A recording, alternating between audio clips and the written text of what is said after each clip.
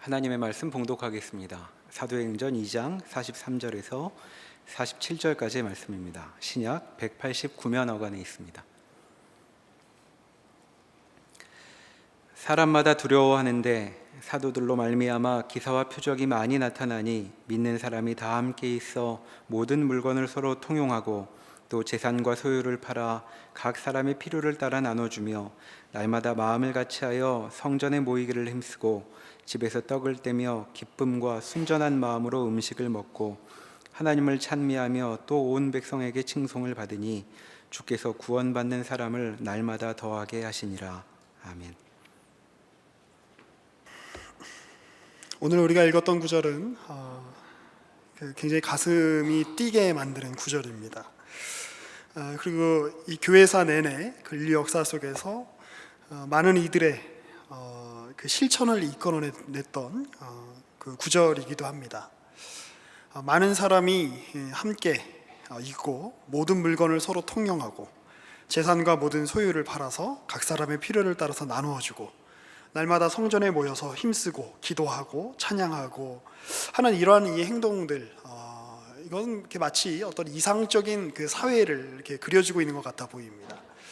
그리고 실제로 이제 우리의 현실 속에서도 이러한 삶이 일어나기를 바라죠. 뭐 중세에 일어났던 수도원 운동이라든지, 그리고 이제 근대 이후에 일어났던 여러 공동체 운동이라든지, 혹은 뭐 비교적 최근까지 굉장히 기세가 아주 등등했던 공산주의 운동이라든지, 혹은 뭐 지금도 이제 여러 이 자본주의의 대안으로 이렇게 새로운 세상을 이제 생각하고 꿈꾸는 사람들에게 있어서 굉장히 그 가슴 뛰게 만드는 그런 구절 중에 이제 하나입니다. 그런데 이제 우리가 주의해야 할 것이 이제 하나 있습니다. 이 구절들을 이렇게 쭉 보면서 이것이 사람이 만들어낸 게 아니라는 걸 잘 생각해 볼 필요가 있습니다. 우리는 이 앞에 전 맥락을 무시하고, 사람들이 같이 모여서 서로의 소유를 나누었대. 그리고 서로 함께 모여서 기도하고 서로 찬양하고 얼마나 아름다운가. 그런데 이 앞에 무슨 일이 일어났는지에 대한 맥락이 없이 이 부분에 대한 실천으로 바로 들어가게 되면 그거는 바벨탑을 쌓는 것과 똑같은 일이 되는 걸 겁니다. 이 바벨탑 사건은 무엇이죠? 여러분들이 한번 기억을 더듬어 보시면 창세기 11장에 사람들이 이제 더 이상 그 전에 이 인류 역사에 있어서 어떤 집단적인 트라우마가 있는 거죠. 홍수에 대한 두려움이 있는 겁니다. 이제 우리가 홍수 같은 걸로는 다시 멸망하지 않게 높이 우리가 성을 쌓자, 대를 쌓자, 탑을 쌓자. 그래서 하나님께로 도달하자. 그들의 어떤 열망이나 그들의 욕망이 어찌 잘못된 것이기만 하겠습니까? 여러분들도 아마 그 상황이라면, 그리고 그렇게 사람들을 동원할 능력이 있다면, 그렇게 탑을 쌓을 능력이 있다면 여러분들도 아마 그 쌓는 일에 동참했을 것입니다. 그런데 그 일의 결과는 굉장히 끔찍하죠. 언어가 나뉘게 됩니다. 언어가 나뉜다라는 건 민족이 나뉜다는 뜻이죠. 민족이 나뉜다라는 것은 사람들이 나뉘고 각자의 이해관계가 나뉜다는 뜻입니다. 사실 우리가 가지고 있는 여러 가지 인간사에서 발생하는 어떤 그 갈등이나 서로 대적하는 일들에는 사실 말이 다르기 때문에 일어나는 일들이 많습니다. 제가 이제 청년부 이렇게 사역을 이렇게 하다 보면 특히 이제 형제들은 자매들을 오해하고 자매들은 형제들을 오해하는 일들이 굉장히 많죠. 형제들이 보기에 자매들이 보기에 형제들은 이렇게 생각이 없어 보이죠. 쟤들은 도대체 무슨 생각을 하고 사나?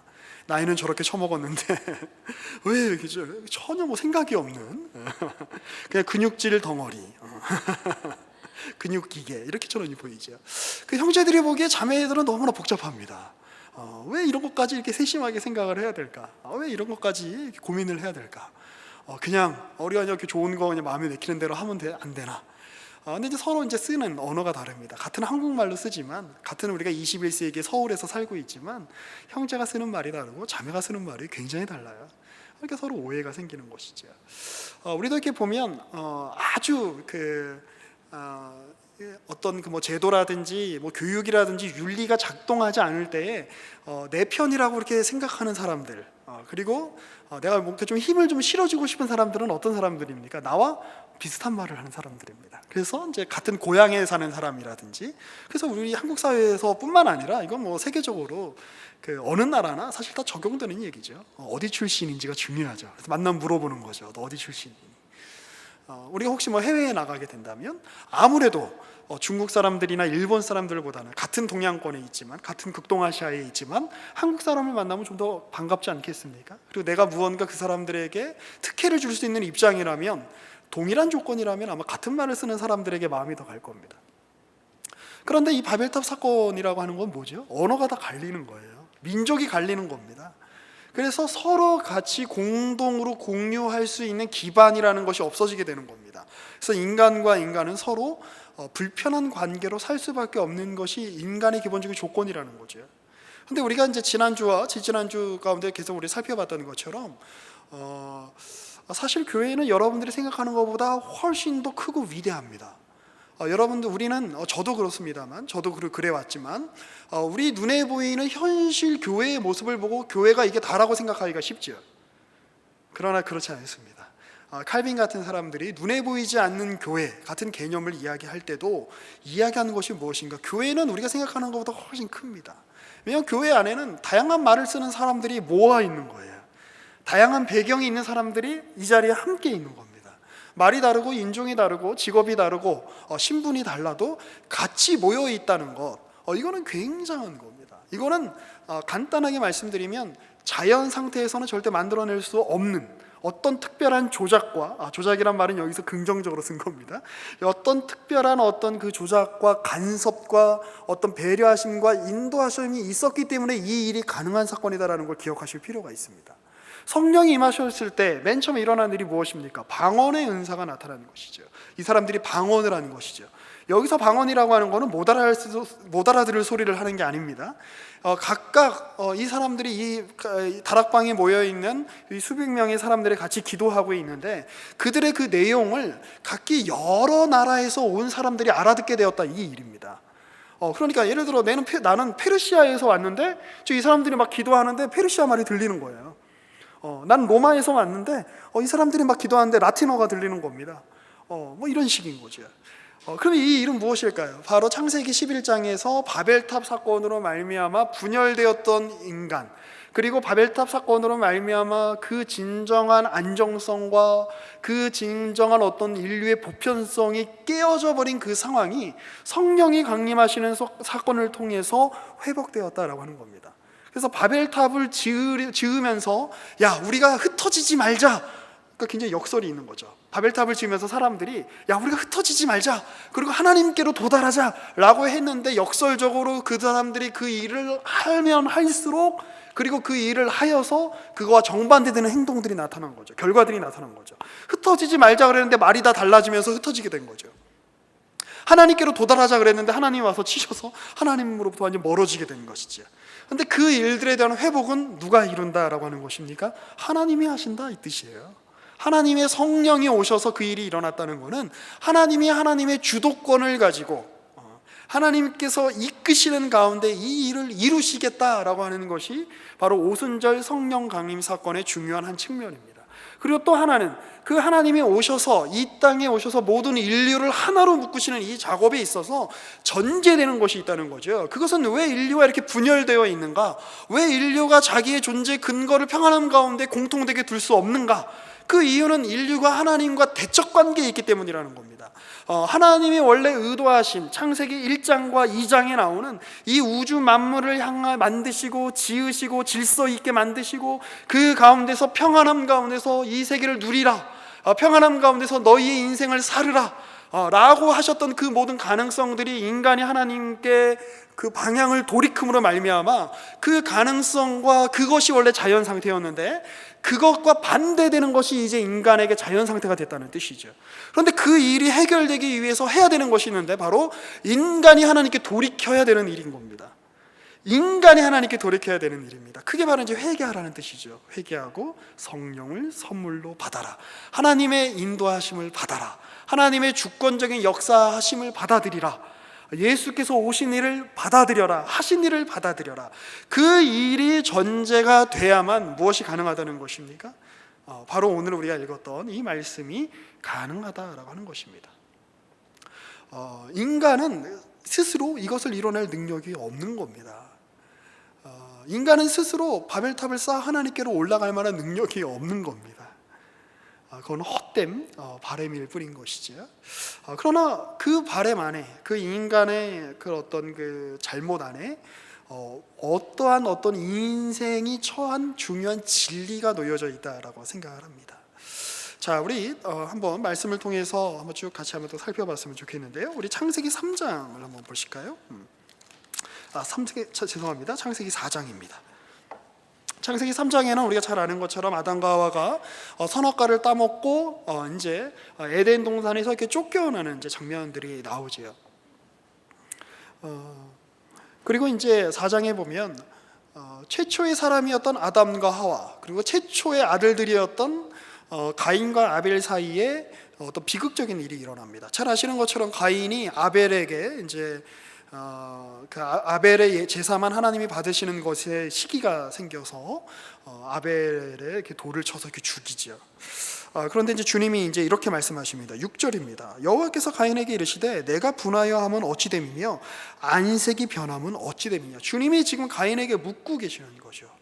자, 그런데 이 말씀은 주님이 이 가인을 향한 질책이기도 하지만 또한 이 가인이 처한 상태가 주님이 의도하신 정상 상태가 아니라는 뜻이기도 합니다.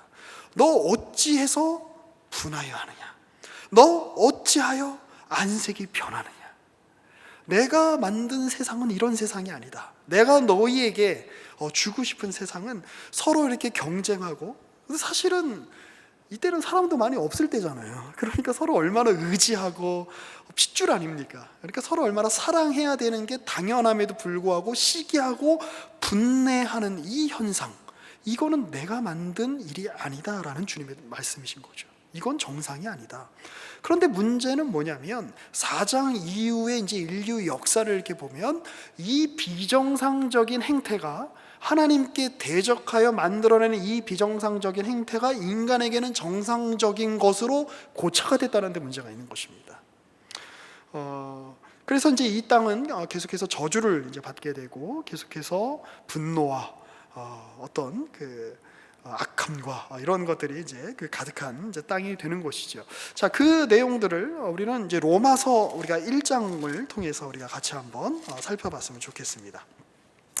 우리가 잘 알고 있는 것처럼 로마서 1장에서 3장 초반부까지는 인간이 유대인이나 헬라인이나 이방인이나 선민이나 할 거 없이 다 죄의 영향력 가운데 놓여 있다, 지금 그 얘기를 하고 있는 거예요. 자, 그런데 지금 로마서 지금 1장 24절부터 한번 보겠습니다. 그러므로 하나님께서 그들을 마음의 정욕대로 더러움에 내버려 두사 그들의 몸을 서로 욕되게 하셨으니. 자, 그럼 이 얘기는 무슨 얘기입니까? 하나님이 원래 의도하신 상태는 인간이 자기 정욕대로 자기 몸을 아무렇게나 사용하는 것이 하나님의 뜻은 아니라는 거죠. 주님은 여전히 물어보십니다. 어찌하여 너 맘대로 그렇게 사느냐? 그런데 비극이 있는 거죠. 무엇이죠? 하나님은 그렇게 이게 정상이 아니다라고 말씀하시지만 인간 편에서는 이게 너무 정상적인 거예요. 그래서 25절에 보면 이는 그들이 하나님의 진리를 거짓 것으로 바꾸어 피조물을 조물주보다 더 경배하고 섬김이라.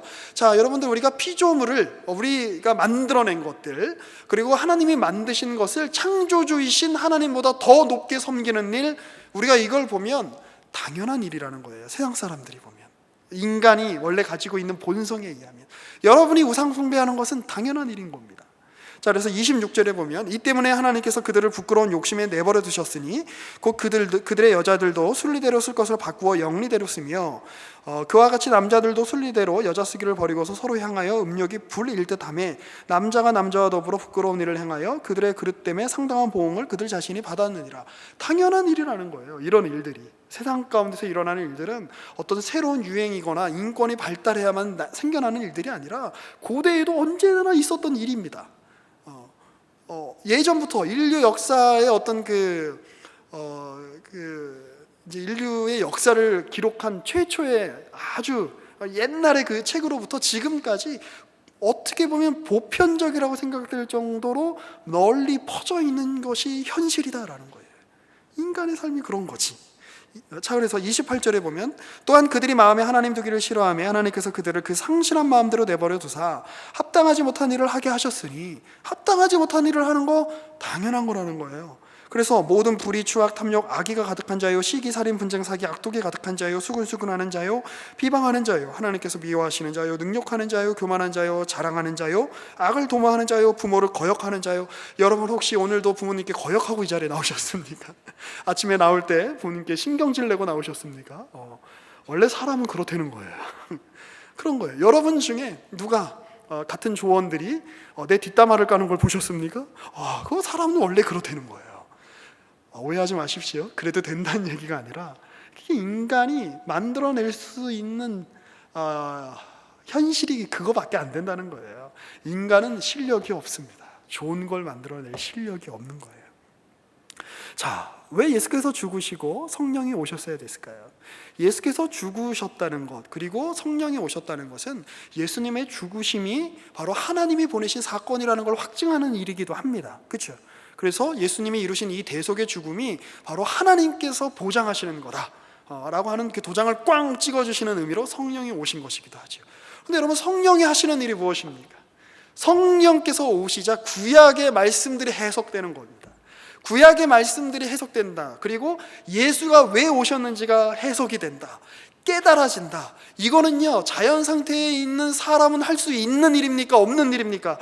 없습니다. 예수님 옆에 있던 수제자였던 베드로조차도 예수님의 그 비밀을 예수님께서 말씀하시자 뭐였죠?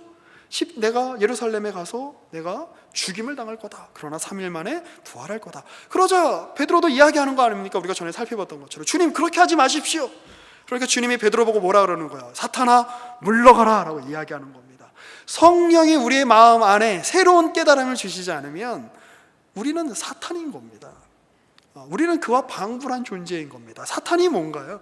우리가 어떤 그 기괴한 어떤 형상을 한 그런 존재가 되었다는 뜻이 아니라 우리가 때만 되면 무언가 나쁜 일만 생각하는 엽기적인 살인마가 되었다 이런 뜻이 아니라 하나님을 선택하지 않는, 다른 말로 하면 하나님을 욕망하지 않는 존재라는 뜻입니다. 근데 중요한 건 여기서 그래서 무엇이 중요한 것일까요? 결국 구조를 바꿔서 되는 문제가 아니라는 거죠. 이거 이스라엘 역사 내내 살펴본 겁니다. 왕이 바뀌어도, 좋은 왕이 세워져도, 히스기야라든지 다윗이라든지 좋은 왕이 세워져도 마음이 바뀌지 않더라. 모세 같은 지도자 밑에서도 마음이 바뀌지 않더라. 왜? 그들이 애굽 땅에 있어서 단지 광야로 나오면 자유로운 존재가 되는 것이 아니라 그들은 애굽 땅에서 벗어났지만 여전히 그들의 내면은, 그들의 심령은 애굽 땅에서 그들이 욕망했던 것을 여전히 욕망하고 있기 때문이죠. 자, 그런데 이제 우리 여기 생각을 해보죠. 우리가 정말 욕망하는 것이, 우리가 정말 바라는 것이 내가 진정으로 바라는 것인가, 그 기원이 나에게 있는 것인가라는 생각을 하지 않을 수 없습니다. 애굽 사람들은 왜 고기를 먹고 싶었을까요? 만나 따위 싫어요. 저에게 고기를 주세요. 잘 생각이 안 나시는 그런 느낌인데 민수기 12장으로 넘어가 보겠습니다. 자, 구약의 민수기 11장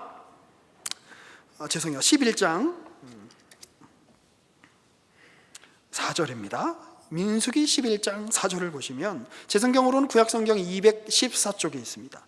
그들 중에 섞여 사는 다른 인종들이 탐욕을 품음에, 자, 다른 인종이 탐욕을 품다. 이거는 이제 선민 외에 다른 인종이 섞였기 때문에 문제다 이런 뜻이 아닐 겁니다. 여전히 그들 안에 하나님으로부터 부름받았다라고 하는 정체성이 아닌 다른 정체성을 가진 이들이 있었다는 뜻이죠. 이스라엘 자손도 다시 울며 이르되 누가 우리에게 고기를 주어 먹게 하랴. 정말 고기 못 먹으면 이렇게 눈물을 흘릴 정도가 될까요? 어때요, 성진영 자님? 성진영이 굉장히 고기를 좋아하거든요. 고기의 나라 아르헨티나에서 왔기 때문에 고기를 못 먹으면 이렇게 눈물을 흘릴 정도가 됩니까? 이들은 지금 인류 역사상 유례 없는 돌보심을 받고 있는 중입니다. 구름기둥, 불기둥, 그리고 만나를 우리가 먹고 있는 중이죠. 자, 그런데 이들이 뭐라고 얘기합니까? 5절, 우리가 애굽에 있을 때에는 값없이 생선과 오이와 참외와 부추와 파와 마늘들을 먹은 것이 생각나거늘. 사실 광야니까 이런 것들을 구할 길이 없죠.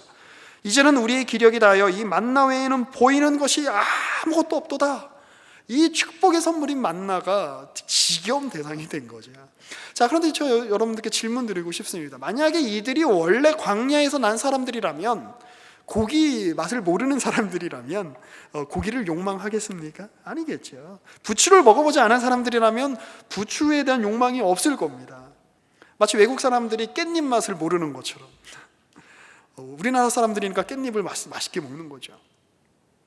자, 그러면 이들이 이런 욕망을 품게 된 데에는 이들 자신으로부터 기원했다라기보다는 이들이 애굽에서 포로 생활을 하는 그 구조로부터 사실 기원한 확률이 높지요. 그들이 애굽에 살았기 때문에 자신들의 주인이 즐기는 것을 이들도 욕망하게 된 것입니다. 그리고 이 욕망에서 벗어나지 못하는 거죠. 이것 때문에 물론 저도 고기를 좋아하기 때문에 그래서 제가 다 좋아하는 것들입니다. 부추, 파, 마늘, 오이, 생선, 없어서 못 먹는 것들이죠. 자, 그런데 물론 이것들이 안 주어졌기 때문에 굉장히 먹고 싶다 이런 마음이 들 수는 있지만 그들이 하나님께 원망하며 왜 이것을 우리에게 주지 않는가 라고 하며 하나님을 거부하고 하나님께 대척점에 서는 그 위치까지 하게 만드는 것일 수 있는가, 이 독자로 하여금 이 질문을 하게 되죠.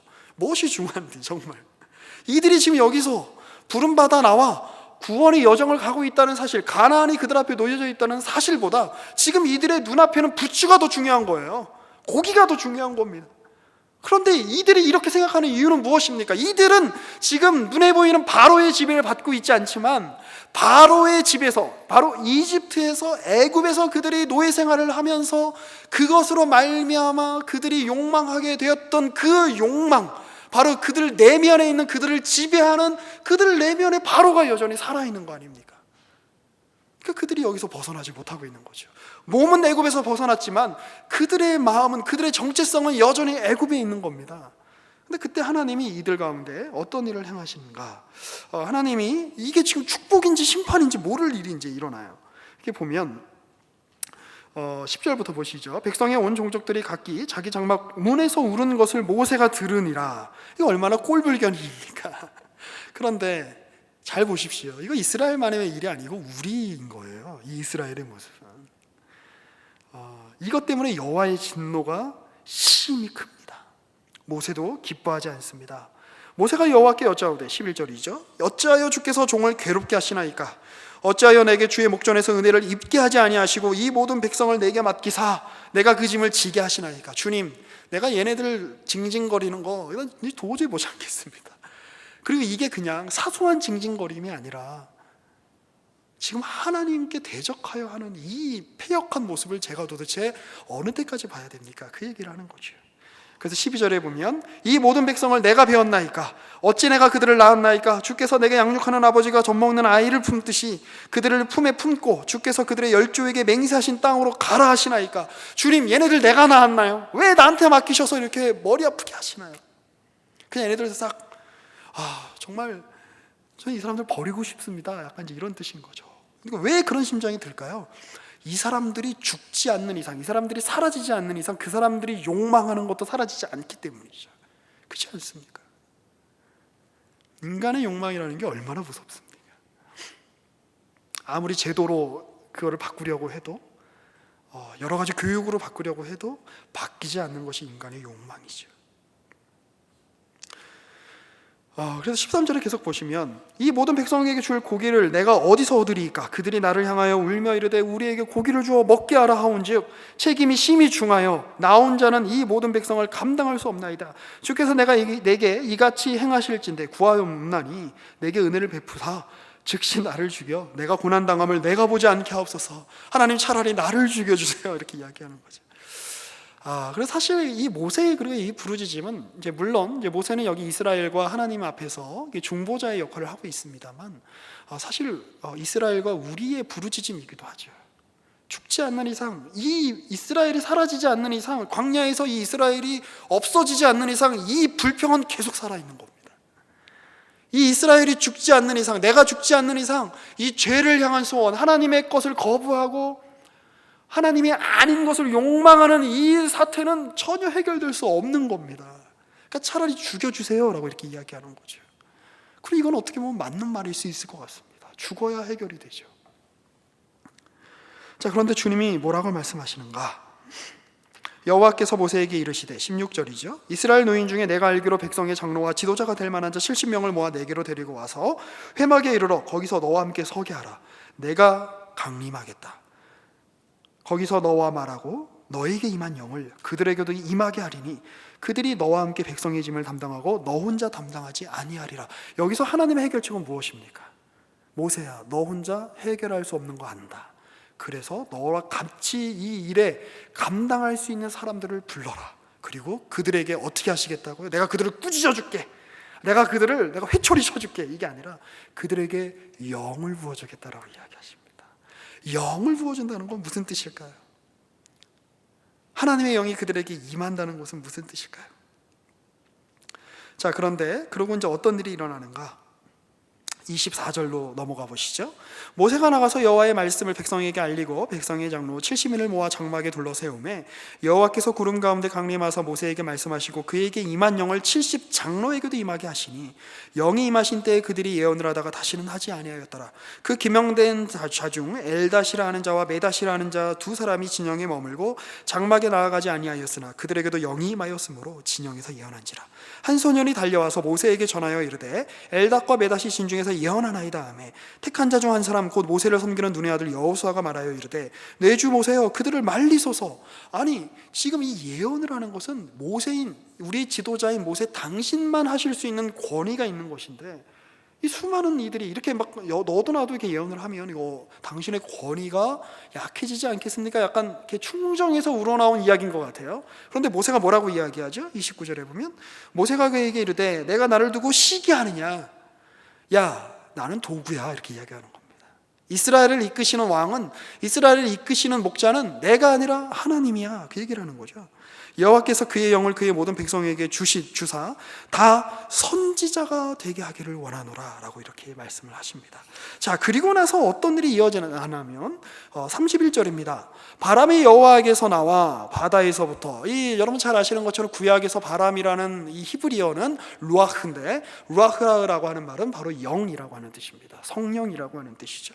그러니까 이제 우리가 바람은 눈에 안 보이죠. 어쨌든 우리가 자연 속에서 경험하는 바람과 주님의 영인 이 성령과 이제 어떻게 보면 이렇게 중의적인 의미로 여기서 지금 이 단어가 사용되고 있는 겁니다. 메추라기가 막 몰려오죠. 진영 곁 이쪽 저쪽 곧 진영 사방으로 각기 하루길 되는 지면이 2규빗쯤에 내리게 되는데요. 여러분, 하루길 정도면 도대체 몇 킬로쯤 될까요? 보통 우리가 아마 30km, 40km쯤 된다고 치면 그 길 위로 2규빗에 해당하게, 한 규빗이 보통 이제 성인 8 길이라고 하니까 고기가 쫙 쌓인 거예요. 이걸 보고 이스라엘 백성들이 너무나 기뻤겠죠. 너무나 좋았겠죠. 좋았겠죠. 그래서 고기를 열심히 먹는데 33절에 보면 고기가 아직 이 사이에 있어 씹히기 전에 여호와께서 백성에게 대하여 진노하사 심히 큰 재앙으로 치셨다라고 되어 있죠. 이 어떤 내용의 이 재앙이었는지 이제 아마도 전염병이 아니었을까 이제 우리가 생각을 해볼 수 있겠습니다만 심판이 임하는 겁니다. 그럼 왜 성령은 왜 주신 걸까요? 그리고 이 심판, 이거 도대체 의미하는 바는 뭘까요? 자, 그런데 이 일들에 대해서 이제 수백 년이 지나고 요엘이라고 하는 선지자를 통해서 하나님께서 이제 이런 예언을 주십니다. 자, 요엘서 2장 28절로 한번 넘어가 보시죠. 제 성경으로는 구약 성경 1272페이지입니다.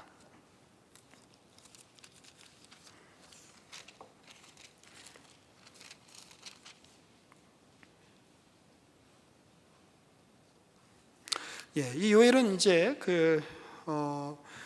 유다를 향한 어떤 그 심판을 예언했던 이제 그런 선지자인데요.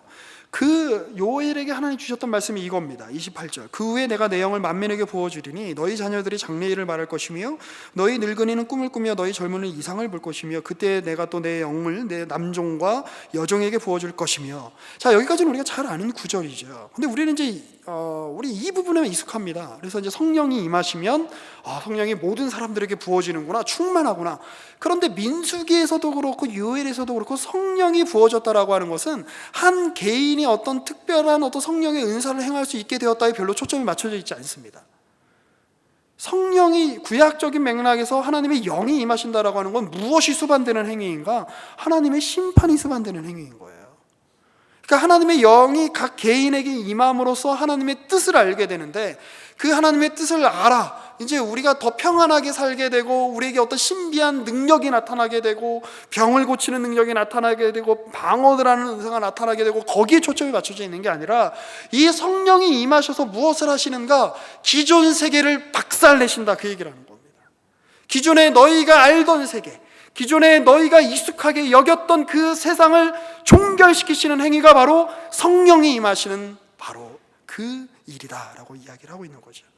그래서 이 말씀이 30절에 이렇게 이어집니다. 내가 이적을 하늘과 땅에 베푸리니 곧 피와 불과 연기 기둥이라. 이 피와 불과 연기 기둥 무엇입니까? 이 세상의 죽음을 선포하는 거죠. 이 세상의 끝을 선포하는 거죠. 심판을 선포하는 거죠. 그리고 이런 심상들은 요한계시록에서 계속해서 확장돼서 선포되고 있죠. 그런데 31절에 이제 이런 말씀이 있습니다. 여호와의 크고 두려운 날이 이르기 전에 해가 어두워지고 달이 핏빛같이 변하려니와 누구든지, 여기가 중요하죠, 누구든지 여호와의 이름을 부르는 자는 구원을 얻으리니 이는 나 여호와의 말대로 시온산과 예루살렘에서 피할 자가 있을 것이며 남은 자 중에 나 여호와의 부름을 받을 자가 있을 것입니다. 이 세상이 끝날 거다. 그리고 그건 여호와의 영으로 말미암아, 그리고 하나님이 보내신 인자로 말미암아 일어날 것이다.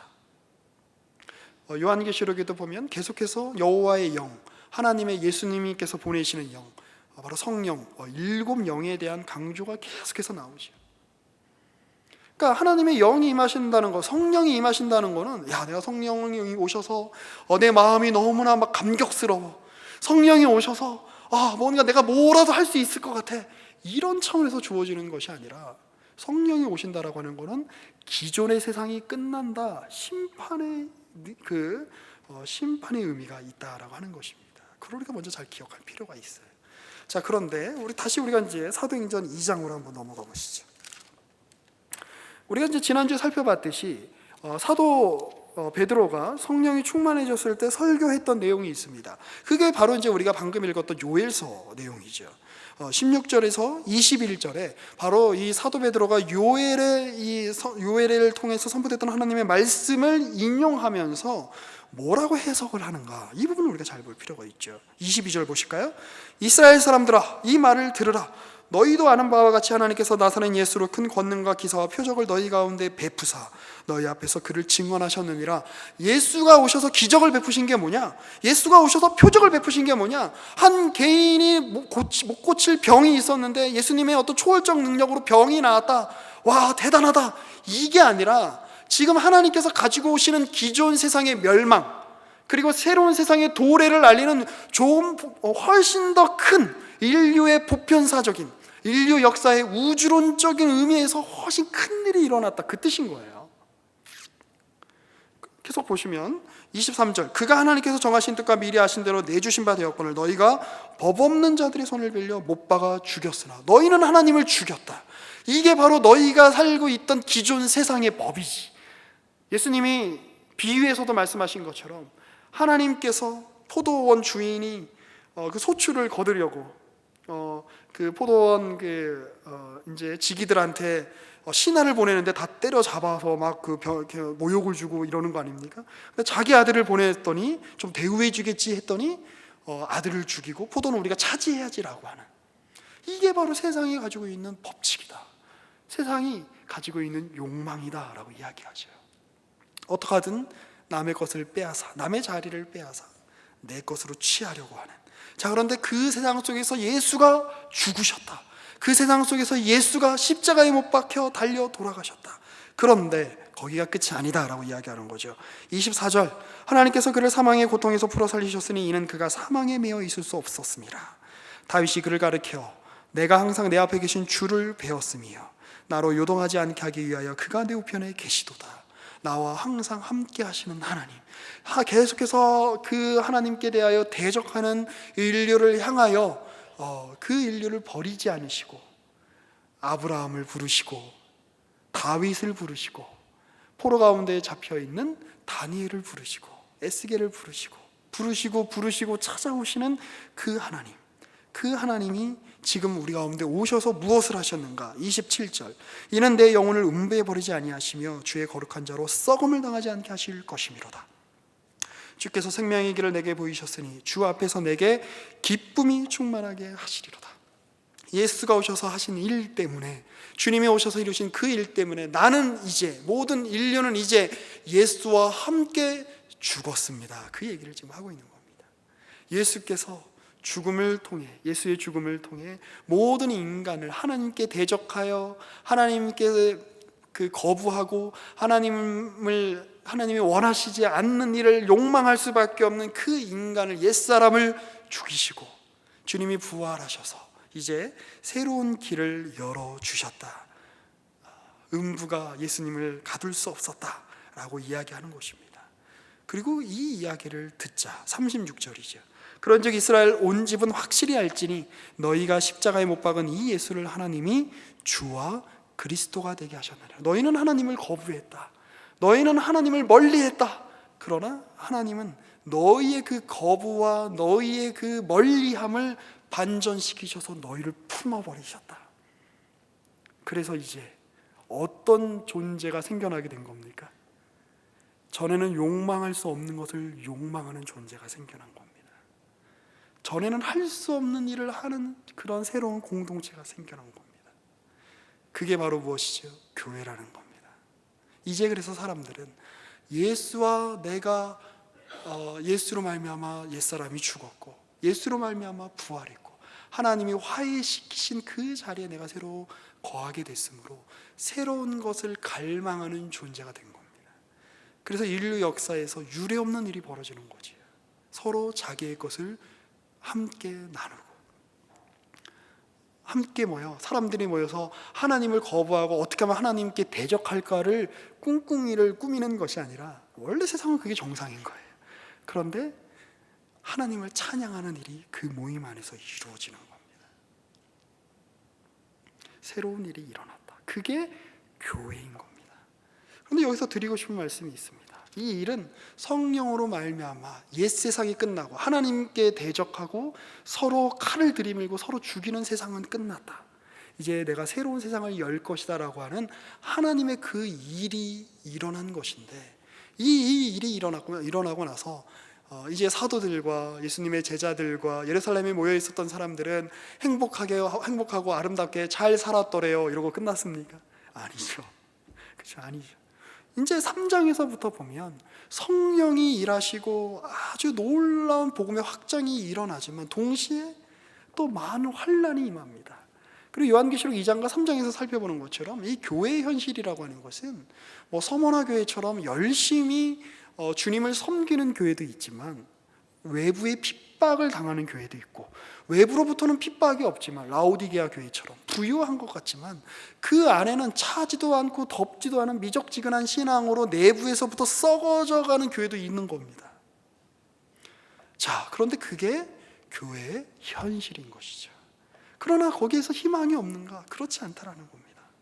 이런 잿더미 속에서 이런 황폐한 인간으로는 절대 만들어낼 수 없는 그 상황 가운데에서 무언가가 만들어지고 있는 장소, 그 밭, 꽃밭, 그게 바로 교회인 겁니다. 이 부분에 할 얘기가 굉장히 많은데 한 가지 얘기만 하고 이렇게 좀 마무리를 하고 싶습니다. 지난주에 이제 목사님들하고 이렇게 커피숍을 갔습니다.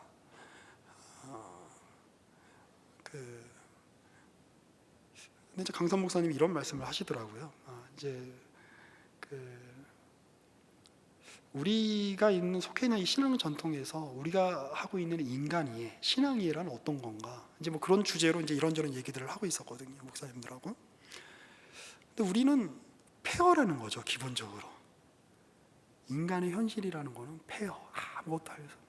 그런데 거기서 뭔가 꽃이 하나 피는 경험을 하게 되는 거. 거기서 무언가 이제 좀 제 말을 더 붙이면 꽃이 피고 잎이 나오고 줄기가 굵어지고 열매가 맺어지는 경험을 하는 거. 그게 바로 기독교 신앙의 위대성인 겁니다. 이 말씀을 가지고 역사 속에서 아주 이렇게 나타났던 이제 많은 곡해들이 있었는데 그 대표적인 것 중에 하나가 종교개혁 당시에 그 마틴 루터가 이제 종교개혁을 시작하고 난 다음에 루터의 영향을 받아서 일어났습니다만 루터가 의도했던 방향으로 가지 않고 굉장히 다른 방향으로 갔었던 제세례파라고 하는 그룹이 있습니다. 이 사람들은 루터가 그리스도인의 자유라고 하는 책에서 그리스도인은 교황도 왕의 지배도 받지 않는다, 자유하다, 이 말을 굉장히 정치적인 의미로 해석을 했어요. 그래서 농민들을 모아서 반란을 일으킵니다. 그리고 독일 북서부에 있는 민스터라고 하는 이제 성에서 그들이 이렇게 수만 명이 모여가지고 농성을 하는 거예요. 다른 영주들과 이런 귀족들의 군대에 대항해서. 그리고 그들은 이제 스스로가 자기들이 이제 성령을 받은 사람이라고 이야기하면서 여기 이 사도행전에 나오는 대로 우리가 살아야 된다. 그래서 우리가 다 모든 걸 공유할 수 있어야 된다. 그래서 민스터 시의 그 도시 안에 있는 사람들 중에 이제 문을 열지 않고 이렇게 사는 사람들이 있으면 벌을 줬어요. 왜냐면 우리가 다 공유해야 되니까. 그리고 여기 이제 지도자 이제 얀펜 레이덴이라고 하는 사람이 있었는데 이 사람은 부인을 16명이나 두었습니다. 그리고 여기가 민스터시가 이 종말의 때의 새 예루살렘이고 그거 어떻게 하냐고 지금 성령께서 나에게 말씀해 주셨다. 그리고 그들 나름대로 어떤 이렇게 이제 어떤 종교적인 그 광신 상태에서 있었습니다. 근데 그들은 이제 철저하게 영주들과 귀족의 군대에 의해서 이제 파멸당하게 되고 이제 사라지게 되죠. 그런데 이제 그들이 갖고 있었던 사상은 여전히 이제 유지가 돼서 이제 비폭력적인 노선으로 바뀌게 됩니다. 그리고 그게 이제 지금의 이제 그 유럽 동구권 쪽에 이제 많은 공동체들을 만들어내게 되는 어떤 그런 이제 요인들이 되게 되는 것이죠. 그리고 잘 알고 있듯이 이제 칼 막스라는 사람이 이제 공산주의를 이야기한 걸로 우리가 알고 있는데 사실 막스 이전에도 그런 공산주의 운동을 했던 공동체들이 꽤 많이 있었습니다. 이제 독일이나 폴란드나 이런. 그런데 사람들은 이제 우리가 이런 세계를 인위적으로 만들 수 있다고 생각하죠. 우리가 같이 모여서 공동체 생활을 하고 우리가 서로의 욕망을 좀 제어하고 그리고 우리가 우리가 이렇게 좀 좋은 이렇게 서로 배려하고 하면 이런 세계를 만들 수 있을 거라고 이야기하지만 성경은 지금 이런 세상을 인간이 스스로 만들 수 있을 거라고 절대로 이야기하지 않고 있는 겁니다. 그런 공동체주의 혹은 어떤 그러한 어떤 이상주의 그것들이 실제로 인류 역사에서 얼마나 많은 그 과오를 범했는지는 우리는 잘 알고 있습니다. 그러면 별로 공동체성을 가지지 말고 그냥 우리 마음에 내키는 대로 개인의 욕망만을 위해서 살아야 됩니까? 물론 그 뜻이 아닙니다. 근데 중요한 것은 구조를 바꾸는 것이 문제가 아니라는 거죠. 중요한 건 어찌 보면 권력의 문제가 아니라 욕망의 문제일 수 있겠다 이런 생각이 듭니다. 내 마음 안에 있는 아무리 우리가 좋은 사회복지 제도를 갖는다라고 할지라도 아무리 우리가 좋은 경제 제도를 갖는다라고 할지라도 아무리 우리가 좋은 민주주의 제도를 갖는다라고 할지라도 한 개인이 다른 사람을 대하고 자신의 인생을 사는 데 있어서 주의 것을 따르며 주님이 원하시는 것을 쫓겠다라고 하는 욕망을 가지지 않는 한 그 사람들이 모인 사회나 그 사람들이 모인 인생에는 희망이 없을 거다라고 성경이 이야기합니다. 다니엘서 7장에 보면 시간 관계상 찾아보지 않겠습니다만 다니엘이 보는 환상이 나옵니다. 그런데 거기 네 짐승에 대한 환상이 나오는데 거기 보면 이제 여러 형상을 한 그 짐승들이 나오는 거죠. 사자의 형상을 하기도 하고 곰의 형상을 하기도 하고 제가 정확히는 이제 잘 생각이 안 납니다만 여러 형상을 한 짐승의 형상이 나오는데 그게 보여주는 게 뭘까요? 이제 학자들은 얘기하는 거죠. 그 여러 이제 그 짐승의 형상들이 그 당시에 제국이었다는 거예요. 근데 이제 처음에 다니엘이 잡혀갔을 때는 바벨론 제국이었습니다. 그 다음에 페르시아 제국이 일어나죠. 그 다음에 알렉산더에 의한 마케도니아 그리스 연합 제국이 일어나죠. 그 다음에 로마 제국이 일어나죠. 그런데 제국이 그 얼굴을 바꾸지만 곰에서 사자로 바뀐 거에 불과하다는 거예요. 불과하다는 겁니다. 뭐예요? 본질은 짐승이라는 겁니다. 인격성이 없다는 거예요. 그냥 누군가를 착취하고 누군가를 물어뜯고 누군가를 삼키는 기계에 불과하다는 겁니다. 그러니까 중요한 거는 제국이 바뀌는 게 중요한 게 아니라는 거죠. 중요한 건 나라가 바뀌는 게 중요한 게 아니라는 겁니다. 그런데 그 다니엘서의 환상은 이렇게 이어지죠. 하늘에서 한 인자가 내려옵니다. 그리고 인자가 땅에 있는 모든 백성들을 끌어모아 하나님께 영광을 돌리는 장면으로 이어지죠. 결국 우리 중요한 문제는 우리의 마음이 무엇을 소원하느냐의 문제일 겁니다. 우리가 끊임없이 이야기하는 것이 무엇이죠? 나는 좋은 걸 소원하고 싶지만, 나는 선을 행하고 싶지만 왜 내 안에 선이 없는가? 맞습니다. 그게 성경이 말하는 인간상입니다. 우리 안에 선한 것이 없습니다. 그런데 시간이 많이 갔지만 죄송해요. 한 구절만 더 볼게요. 우리 마태복음 12장으로 넘어가 봅시다. 마태복음 12장 15절부터 보겠습니다. 예수께서 아시고 거기를 떠나가시니 많은 사람이 따르는지라. 예수께서 그들의 병을 다 고치시고 자기를 나타내지 말라 경고하셨으니 이는 선지자 이사야를 통하여 말씀하신 바, 보라 내가 택한 종 나의 마음에 기뻐하는 자 내가 사랑하는 자로다. 내가 내 영을 그에게 줄 터이니 그가 심판을 이방에 알게 하리라. 그는 다투지도 아니하며 들리지도 아니하리니 아무도 길에서 그 소리를 듣지 못하리라. 상한 갈대를 꺾지 아니하며 꺼져가는 심지를 끄지 아니하기를 심판하여 이길 때까지 하리니 또한 이방들이 그의 이름을 바라리라 함을 이루려 하심이니라.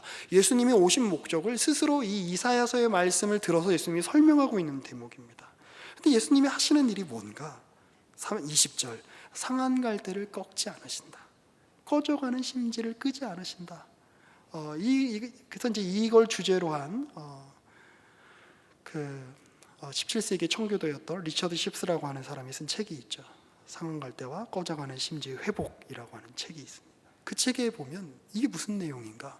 심판하실 때까지 이걸 끄지 않고 그 상한 갈대를 꺾지 않으신다. 여러분, 상한 갈대는 어떻게 해야 되죠? 꺾어야 되는 겁니다.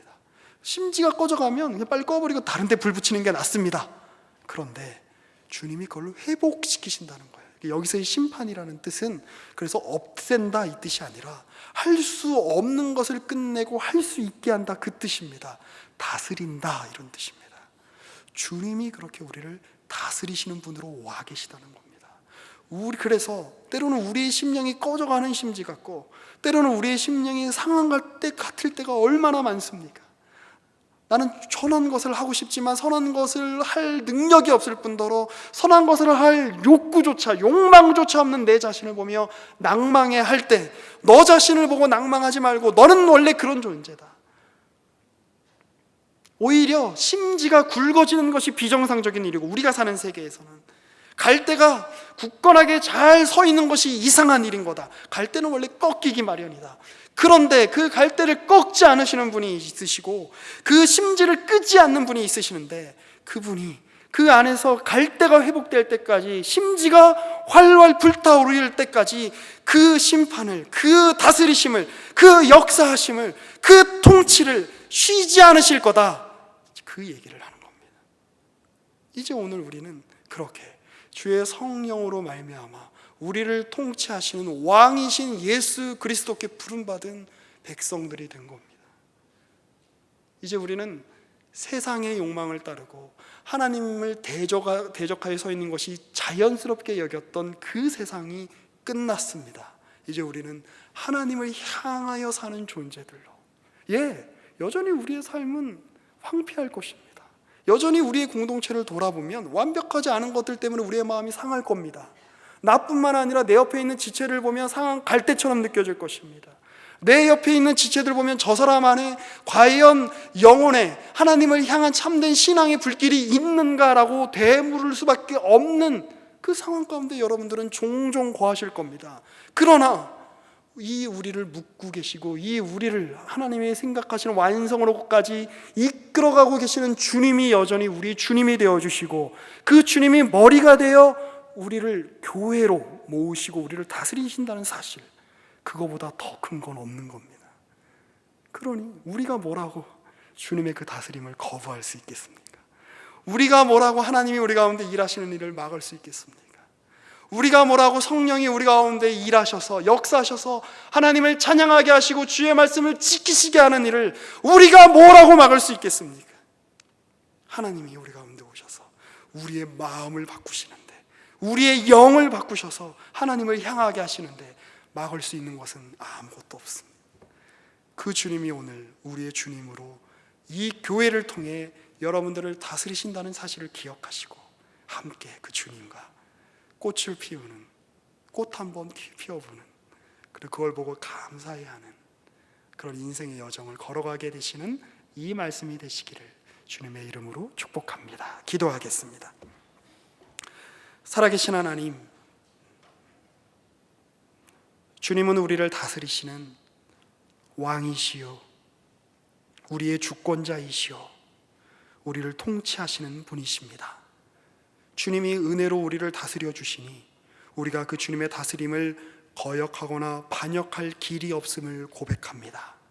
그 주님의 다스리심과 통치하심 속에서 우리의 인생 여정을 걸어갈 수 있도록 주의 성령께서 우리와 함께하여 주시옵소서. 예수님의 이름으로 기도합니다.